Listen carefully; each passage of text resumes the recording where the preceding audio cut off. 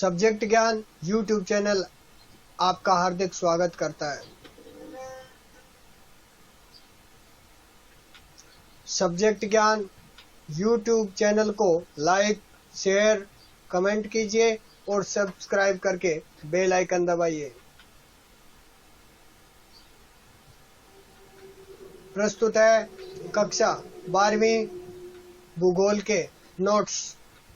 मैं भंवरलाल मीणा और मेरे साथ टेक्निकल टीम के रूप में काम कर रहे हैं श्री राम जी जाखड़।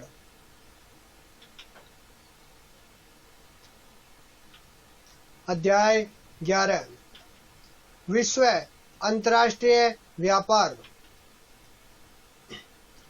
आज हम विश्व व्यापार अंतर्राष्ट्रीय व्यापार की बात करेंगे। पहला आता है वस्तुओं एवं सेवाओं के क्रय विक्रय को व्यापार कहते हैं।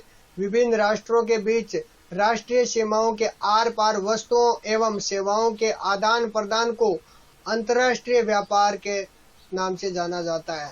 व्यापार तृतीय क्रियाकलापों के अंतर्गत सम्मिलित है।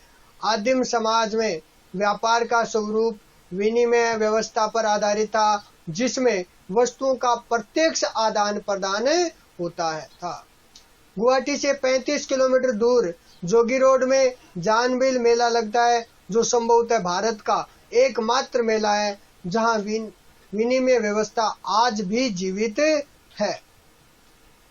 आगे बात करें तो अंतर्राष्ट्रीय व्यापार का इतिहास यदि देखें तो प्राचीन समय में व्यापार स्थानीय बाजार तक ही सीमित था। रेशम मार्ग यानी सिल्क रूट जो रोम को चीन से जोड़ता था 6000 किलोमीटर लंबा था और चीन में निर्मित रेशम का व्यापार भारत एवं मध्य एशिया होते हुए रोम तक जाता था। इसे ही रेशम मार्ग के नाम से जाना जाता था। 15वीं शताब्दी से ही यूरोपीय उपनिवेशवाद शुरू हुआ और विदेशी वस्तुओं के साथ व्यापार के एक नए स्वरूप का उदय हुआ, जिसे दास व्यापार कहा गया। इसमें यूरोपीय देशों ने अफ्रीकी मूल के निवासियों को बलपूर्वक पकड़कर बागानों में श्रम हेतु नए खोजे गए क्षेत्रों में भेजा गया था। इस प्रकार यदि अगले बिंदु की बात करें तो अंतर्राष्ट्रीय व्यापार के प्रमुख आधार क्या हैं। देखिए, अंतर्राष्ट्रीय व्यापार में प्रमुख आधार पहला है राष्ट्रीय संसाधनों में भिन्नता पाई जाती है। दूसरा जनसंख्या कारक प्रमुख है। तीसरा यदि देखें तो आर्थिक विकास की प्रावस्था है। चौथा अगर देखें तो विदेश निवेश की सीमा। पांचवा देखें तो परिवहन। छठा देखें, इस प्रकार ये कारक है वो महत्वपूर्ण होते हैं। सबसे पहले पढ़ते हैं राष्ट्रीय संसाधनों में भिन्नता।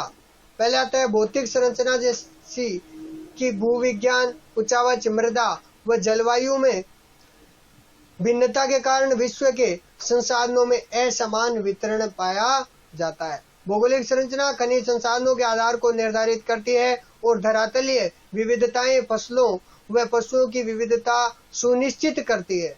खनिज संसाधनों का संपूर्ण विश्व में वितरण भिन्न भिन्न है। खनिज संसाधन की उपलब्धता औद्योगिक विकास को आधार प्रदान करती है। किसको आधार प्रदान करती है? विकास को। जनसंख्या कारक यदि देखें तो जनसंख्या का आकार, वितरण तथा उसकी विविधता व्यापार की गई वस्तुओं के प्रकार और मात्रा को प्रभावित करती है। इस प्रकार यदि अगले बिंदु की बात करें तो आता है आर्थिक विकास की प्रावस्था। कृषि की दृष्टि से महत्वपूर्ण देशों में विनिर्माण की वस्तुओं के लिए कृषि उत्पादों का विनिमय किया जाता है, जबकि औद्योगिक राष्ट्र मशीनरी और निर्मित माल का निर्यात करते हैं। उसके बाद में यदि हम बात करें तो विदेश निवेश की सीमा। विदेश निवेश विकासशील देशों में व्यापार को बढ़ावा दे सकता है, जिसके पास खनन प्रवेदन द्वारा तेल खनन, भारी अभियांत्रिकी, बागवानी कृषि के विकास के लिए आवश्यक पूंजी का अभाव पाया जाता है। यदि बात करें परिवहन की तो रेल, समुद्री तथा वायु परिवहन के विस्तार और प्रशीतन तथा परिरक्षण के बेहतर साधनों के साथ व्यापार ने स्थानिक विस्तार का अनुभव किया है। उसके बाद में आगे चलते हैं तो देखते हैं अंतर्राष्ट्रीय व्यापार के महत्वपूर्ण पक्ष। देखिए, सबसे पहले आता है परिमाण। व्यापार की गई वस्तुओं का वास्तविक तोल परिमाण कहलाता है। तोल का तात्पर्य वस्तुओं के मूल्य से है। दूसरा आता है व्यापार संयोजन। इससे तात्पर्य वस्तु व सेवाओं के प्रकार में परिवर्तन से है।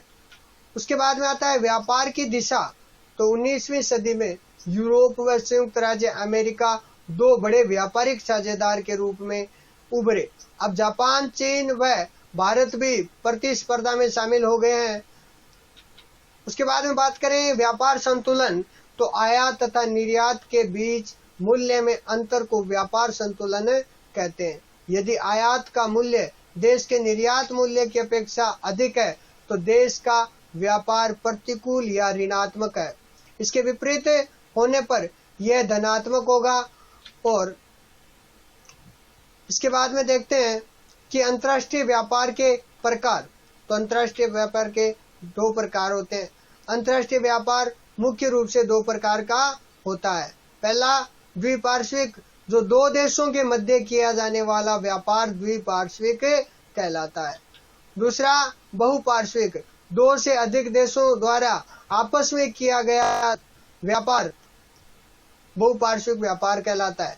व्यापारिक साझेदार उनको सर्वाधिक अनुकूल राष्ट्र के अंतर्गत की स्थिति प्रदान करता है और मोस्ट फेवर्ड नेशन यानी सर्वाधिक तरजीही देश MFN का दर्जा व्यापार में दिया जाता है।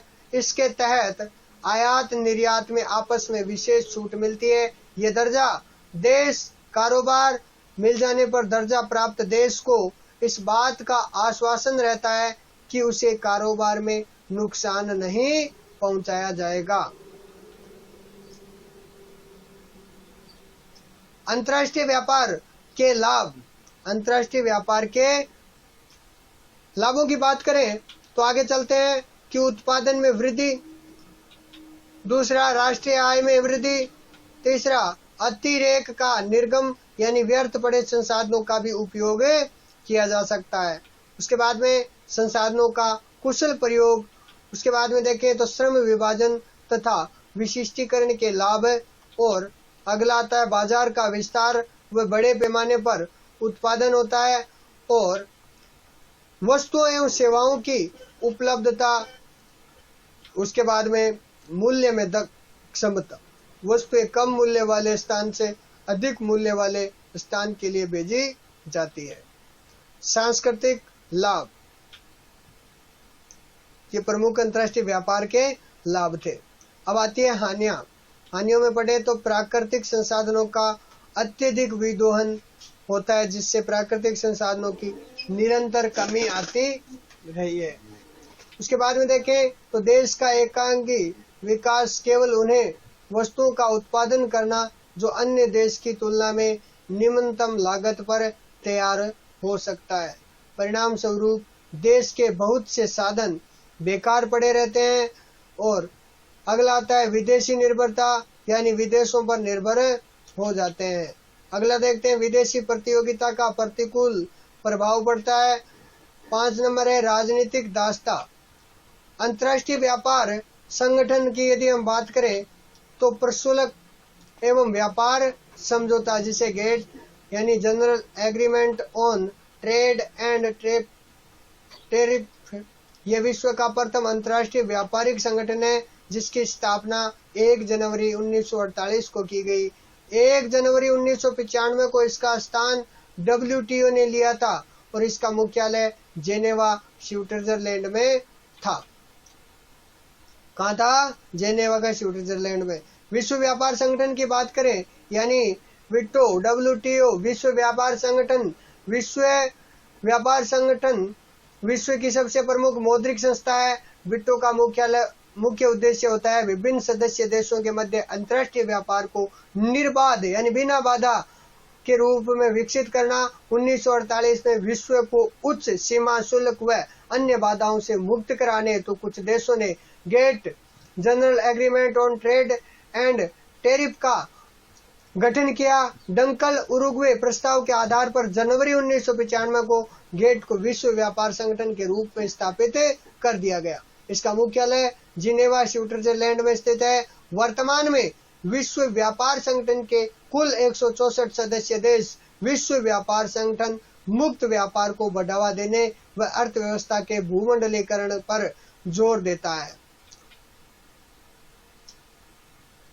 ये प्रमुख व्यापारिक समूह है जिसमें प्रादेशिक समूह आसियान, CIS, EU, यूरोपियन संघ, Latin American integrated association, North American free trade association, OPEC organization of petroleum exporting क्रेटिन, साफ्टा आदि ये प्रमुख प्रादेशिक समूह जिसका मुख्यालय जकार्ता इंडोनेशिया में, मिस्क में आदि अलग अलग क्षेत्रों के अंतर्गत पाया गया। इसके सदस्य राष्ट्र, इसकी उत्पत्ति कब हुई, वस्तुएं और सहयोग के अन्य क्षेत्र। इन क्षेत्रों के अंतर्गत यदि हम देखें तो आर्थिक वृद्धि को त्वरित करना, सांस्कृतिक विकास, शांति और प्रादेशिक स्थायित्व। CIS के सहयोग के अन्य क्षेत्रों की यदि हम बात करें तो अर्थव्यवस्था, प्रतिरक्षा और विदेश नीति के मामलों पर समन्वय एवं सहयोग प्राप्त होता है। यूरोपियन संघ की बात करें तो एकल मुद्रा के साथ इसका एकल बाजार की उपलब्धता को करवाता है। ये अन्य इसके सहयोगी क्षेत्र होते हैं। इस प्रकार इस सारणी के माध्यम से इनके सदस्य राष्ट्र, इसके मुख्यालय, प्रादेशिक समूह, उत्पत्ति, वस्तुएं और सहयोग के अन्य स्रोतों का अध्ययन कर सकते हैं।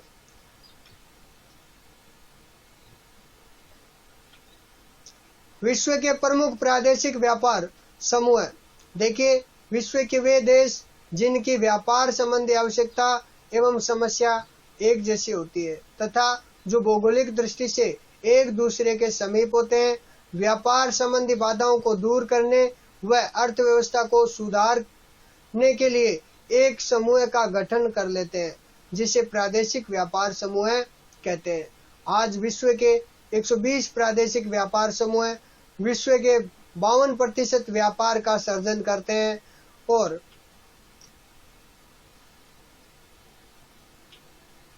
यदि आपको यह वीडियो पसंद आया है तो आप सब्जेक्ट ज्ञान YouTube चैनल को लाइक, शेयर और कमेंट कीजिए और सब्सक्राइब करके बेल आइकन को दबाइए। आपने अपना अमूल्य समय दिया, इसके लिए आपका बहुत बहुत धन्यवाद। कर दिखाइए कुछ ऐसा कि दुनिया करना चाहे आपके जैसा। इसी के साथ मैं भंवरलाल मीणा, आप खुश रहिए, स्वस्थ रहिए, सुरक्षित रहिए। आगे फिर कभी किसी महत्वपूर्ण जानकारी के साथ उपस्थित होंगे। तब तक के लिए धन्यवाद।